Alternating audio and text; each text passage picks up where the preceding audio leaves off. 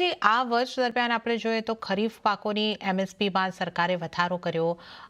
અમુક રવિ પાકોની એમએસપી પણ વધારવામાં આવી.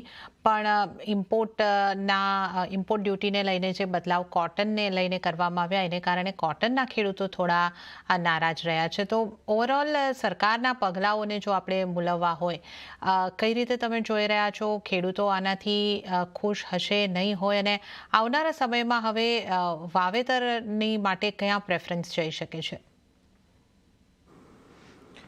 ઝડપથી આપણે રાઇટલી પોઈન્ટ આઉટ કરો, કારણ કે ખેડૂતો પણ નારાજ હતા, ઇન્ડસ્ટ્રી સૌથી વધારે નારાજ હતી. કારણ કે આ વર્ષે જો ઇન્ડસ્ટ્રી વાઇઝ સૌથી સ્ટ્રેસ કોઈ સેક્ટર રહ્યું છે તો એ કોટન કોમ્પ્લેક્સ છે.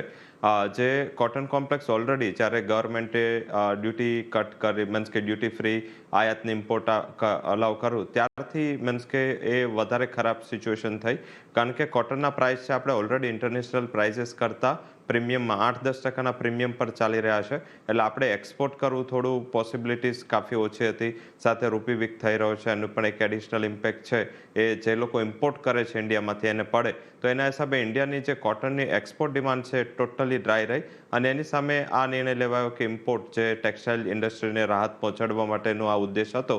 પરંતુ ઇમ્પોર્ટ આવવાથી જે ડોમેસ્ટિક ઇન્ડસ્ટ્રી છે એની કમર ભાંગી ગઈ. જો તમે કપાસિયા ખોળના પ્રાઇસ જો આ લેવલ પર સસ્ટેન ના હોત તો મારા હિસાબે કોઈ પણ મીન્સ કે જેમ બિરનજી કહી રહ્યા હતા મોટો લોસ કે નાનો લોસ, તો નાના લોસથી ના પતે તો આ વર્ષ બહુ મોટા લોસથી પતે.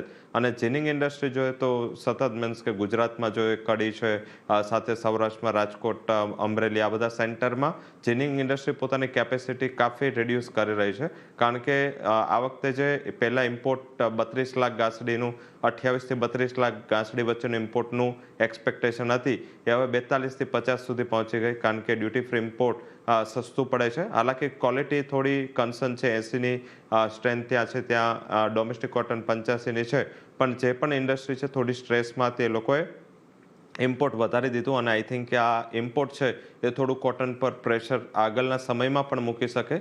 કારણ કે હજી તો જૂના 2 વર્ષનું કપાસ છે એની સ્ટોક્સ છે એ હજી એનો મામલો સુલઝ્યો નથી. સીસીઆઈ આટલું હોલ્ડ કરી રહી છે કોટનને, અને ત્યાં નવું ક્રોપ હમણાં મહિનામાં આવવાનું સ્ટાર્ટ થશે. તો મારા હિસાબે થોડું મીન્સ કે આ વર્ષ હેજિંગવાળું વર્ષ હશે આ કોમોડિટી માટે. અને હવે કોટન વાયદો પણ ચાલુ થઈ ચૂક્યો છે. એમસીએક્સમાં જે જૂનો વાયદો હતો એ જ રિલેટેડ, એ જ પેરામીટરથી આ વાયદો ચાલુ થયો છે. એટલીસ્ટ કદાચ કપાસિયા ખોળ તમે હેજ ના કરો, પણ તમારી જે પણ પોઝિશન છે, જે પણ જેનિંગ કરી રહ્યા છે, જેમની પાસે કોટનનો સ્ટોક અવેલેબલ છે, એટલીસ્ટ ત્યાં એકવાર હેજિંગ કરીને ચાલવું જોઈએ. કારણ કે હજી પણ શોર્ટ ટર્મમાં મને નથી દેખાઈ રહ્યો કે કોટનમાં કોઈ મોટું તેજી આવે. અને આગળ જેમ વાત રૂપેશભાઈ પણ કરી રહ્યા હતા કે જો કદાચ ઇમ્પોર્ટને અલાવ કરતા જ રહે આપણે, તો આગળના સમયમાં હજી પણ ઇન્ટરનેશનલ સપ્લાય ઇન્ડિયામાં આવી શકે છે. ઓકે, તો આપણે અહીંયા આગળથી ખાસ સરકારની નીતિઓ કઈ રીતની છે એની પણ વાત કરી, અને એની કેવી અસર થશે એની અહીંયા આગળથી વાત કરી છે. રૂપેશજી, જે આપણી એનસીડીએક્સ ટ્રેડેડ કોમોડિટીઝ છે, જેની આપણે થોડી ચર્ચા અહીંયા આગળથી કરી કે ધાણા સિવાય બાકીની કોમોડિટીઝ માટે આપણે થોડા નિરાશાજનક રિટર્ન્સ જે છે એ બધા જોયા છે, કે નેગેટિવમાં કામકાજ થતા જોયું છે. આ વર્ષનું જે પરફોર્મન્સ રહ્યું છે એના તમે કઈ રીતે જોઈ રહ્યા છો? અને આવનારા વર્ષ માટે મસાલા પેક હોય, ગુવાર પેક હોય, કે કઈ એગ્રી કોમોડિટીમાં ખાસ ધ્યાન રાખવાનું રહેશે? ગત વર્ષ આમ કહી શકીએ તો એનસીડીએક્સમાં જે કોમોડિટીઝ ચાલે છે તેમાં બહુ ઉતાર ચઢાવ વાળું રહ્યું એમ કહી શકીએ. ઘણા વર્ષો બાદ ગવાર સીડમાં 100 થી ₹125નો ઊંધો બદલો જોવા મળ્યો, which is very very rare thing in ગવાર સીડ. ગવાર સીડ એ વ્યાજ બદલા માટેની બહુ ખૂબ જ ફેવરિટ કોમોડિટી છે. એમાં જો 100-150 રૂપિયાની આસપાસનો જો ઊંધો બદલો થાય, દેટ ઇન્ડિકેટ દેટ કે હવે આમાં એટલા મોટા તેજીવાળા કે મંદીવાળાનું સ્ટ્રોંગ હોલ્ડ આમાં રહ્યું નથી. અને બજારમાં મામૂલી પોઝિશન પણ લઈને મામૂલી રૂપિયા પણ નાખીને સટોડીઓ વર્ગ આમાં ઉપર નીચે કરી શકે છે. એટલે જે વર્ષોથી જે બદલાવાળાની ફેવરિટ કોમોડિટી ગવાર સીડમાં, એમાં ઊંધા બદલા થવાથી થોડું એમાં પણ લેકલસ્ટર એટમોસ્ફિયર રહ્યું છે. ઓવરઓલ 20 થી 25% આસપાસનો ગવાર સીડના ક્રોપમાં નબળો છે. સ્ટોક પણ એટલો 15 થી 20% જેટલો ઓછો બતાવાય છે. Overall all the sentiments are favourable તેજી થવા માટેમાં. પણ ખાલી એક જ ફેક્ટર છે, ટેરિફના હિસાબે એક્સપોર્ટની ડિમાન્ડ સાવ જ લેકલસ્ટર રહી છે. એના હિસાબે ગવારનું કાઉન્ટર સાવ જ નિસ્તેજ થઈ ગયું છે. જો આગળ કઈ ટેરિફની વાતોમાં કોઈ પણ પ્રકારનું પોઝિટિવ ઇમ્પેક્ટ આવે તો મને લાગે છે કે ગવાર સીડ અને ગવાર ગમ વેરી મચ એટ્રેક્ટિવ પ્રાઇસીસ છે. અત્યારના પણ જે પ્રેઝન્ટ ભાવ ચાલી રહ્યા છે તે 4500ની આસપાસમાં ગવાર સીડ અને 8000ની આસપાસ જો ગવાર ગમમાં ના સ્ટોપ લોસ રાખીને કામ કરશે તો મને લાગે છે કે એટલીસ્ટ આવનારા વર્ષમાં 30 થી 35% આસપાસની તેજીની અપેક્ષા દેખાય છે ગવાર સીડ અને ગવાર ગમના કાઉન્ટરમાં. બાકી તમામ કાઉન્ટરોમાં ઓળિયાઓ ખૂબ જ ઓછા થઈ ગયા છે, વોલ્યુમ ખૂબ જ ઓછું થઈ ગયું છે, એટલે મોટી તેજી કે મોટી મંદી કે મોટું ઓળિયું રાખવાની સલાહ નહીં રહે. જે પ્રમાણે ટ્રેડિંગ જ કરવું રહેવું જોઈએ અને મને લાગે છે બિરેનભાઈ જે પ્રમાણે કહ્યું એ પ્રમાણે આવતા વર્ષે પણ ક્રોસ હેજિંગ ને જે નેકેડ સ્પેક્યુલેશન કરે છે એના કરતા આ પ્રમાણે ક્રોસ આર્બિટ્રેજ ક્રોસ હેજિંગ કરીને જો એમાં આગળ વધે તો ગવાર સીડની કાઉન્ટર ખૂબ જ સારું છે. રવિભાઈ કહ્યું પ્રમાણે કોટનનો જે જૂનો વાયદો હતો એ ધારાધોરણ સાથે નવા વાયદો નવેમ્બર વાયદાથી શરૂ થયા છે, એનો અવશ્ય લાભ લેવો જોઈએ કારણ કે કોટનની હાલત ખૂબ જ ખરાબ છે. બજારમાં એમએસપી ના ભાવથી પેરિટીમાં 65,000ની થાય છે પર કેન્ડી, હાજર બજારમાં 52,000ના ભાવ ચાલે છે, ઇમ્પોર્ટમાં 47,000ના ભાવ ચાલે છે. અત્યારના જે ગઈકાલે દુબઈમાં જે કોન્ફરન્સ થઈ ગઈ તેમાં આફ્રિકામાં 2 લાખ ટનની આસપાસનો સ્ટોક પડ્યો છે, એની વાતો ઇન્ડિયામાં લાવવાની વાત થઈ છે. Overall not at all very positive picture in cotton complex. જો જે હર વર્ષે આજે કોટન ઇન્ટરનેશનલ કોટન કોન્ફરન્સ ચાલતી હોય છે તેમાં એક્સપોર્ટની વાતો થતી હોય છે, આ વખતે ઉલટું થઈ રહ્યું છે, ઇમ્પોર્ટની વાતો ચાલી રહી છે. સો ઓવરઓલ આવનારું વર્ષ મને લાગે છે કોટન વાળા માટે થોડું ટફ રહેવું જોઈએ, હેજ કરીને ચાલવાની અત્યંત સલાહ રહેશે.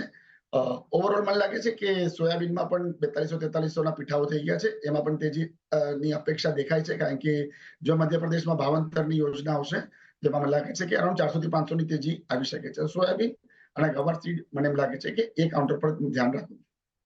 ઓકે, સોયાબીન અને ગુવાર સીડ પર તમે ખાસ અહીં આગળથી ધ્યાન રાખીને ચાલી શકો છો અને કોટનને લઈને એક નેગેટિવ આઉટલુક આવતા વર્ષ માટે બની રહ્યું છે. બિરેનજી, આપની પાસેથી ખાસ એ જાણવું હતું કે એક કોટનનો એક વાયદો આવ્યો, એક તેલમાં પણ આ વર્ષ દરમિયાન એક વાયદો આપણે આવતા જોયો હતો, પણ ઘણા બધા વાયદાઓની જે જરૂર છે હજી નથી આવ્યા. શું આવતા વર્ષ દરમિયાન સરકાર સેબી આ તરફ કંઈક ધ્યાન આપી શકે છે? તમે કઈ રીતે જોઈ રહ્યા છો? અને આગળ આપણે અનાજમાંથી કે ખાદ્ય તેલમાંની આઉટલુકની પણ જો એક ચર્ચા કરી લઈએ, કઈ રીતનું લાગી રહ્યું છે આપને? પાછલા જે કઈ વાયદા આવ્યા, સનફ્લાવર હોય કે કોટન વોશ ઓઇલ હોય કે ઇવન મગફળી હોય, એ એક પણ ચાલ્યા નથી અને ડિસફંક્શનલ થઈ ગયા છે.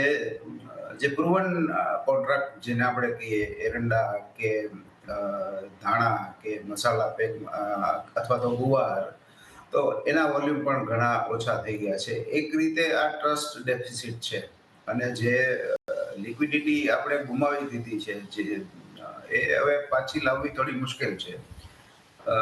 સરકાર એ કદાચ આ એક ટેસ્ટ કેસ રૂપે એક્સપેરિમેન્ટલ વ્યૂ લીધો હોય કે પેલા નાના વાયદા આપણે આપીએ, લેસ સેન્સિટિવ એટલે સનફ્લાવર ઓઇલ કે કોટન વોશ ઓઇલ એ ચાલે તો પછી કદાચ આપણે આગળ આપીએ સીટીઓ, સોયાબીન, રિફાઇન્ડ, સરસવ કે સોયાબીન. પણ અત્યારની સ્થિતિ જોતા આમાં દેખાતું નથી કે સરકાર કદાચ વાયદા સેન્સિટિવ કોમોડિટીના વાયદા આપવા માટે ઉત્સુક હોય એવું દેખાતું નથી. ઓકે, તો નવા વાયદાઓની આશા પણ અહીંયા આગળથી ઓછી છે અને ઓવરઓલ આપણે જ્યારે આ વર્ષની વાત કરી તો આ વર્ષ એગ્રી કોમોડિટી માટે થોડું નિરાશાજનક રહ્યું છે, એક ધાણા સિવાય.